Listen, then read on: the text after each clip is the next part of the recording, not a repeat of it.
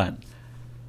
ចឹងការពីវីដេអូមុនគឺខ្ញុំបានបង្ហាញអំពីរបៀបប្រើប្រាស់ auto scroll បាទនៅក្នុងវីដេអូនេះខ្ញុំនឹងបង្ហាញអំពីរបៀបប្រើប្រាស់ function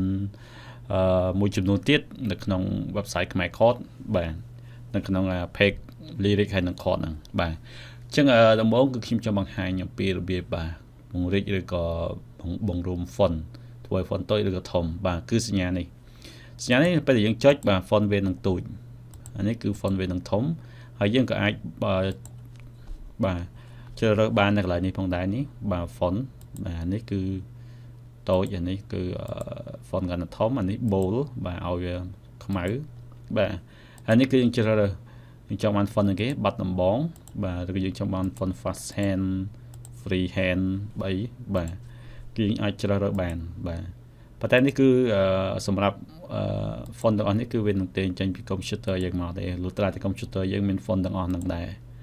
បាទទៅវាបង្ហាញបាទអញ្ចឹងនេះគឺជារបៀបជ្រើសរើស font បាទយើងអាចជ្រើសរើសបាននៅកន្លែងនេះក៏បានបាទកន្លែងនេះបាទកន្លែងនេះធ្វើឲ្យ font តូច font ធំកន្លែងនេះបានជ្រើសរើស font បាទកន្លែងនេះដើម្បីចេញផ្ទាំងនឹងមកចុចកន្លែងនេះមកវានឹងចេញផ្ទាំងនឹងមកបាទឲ្យយើងជ្រើសរើស font ហ្នឹងបាទ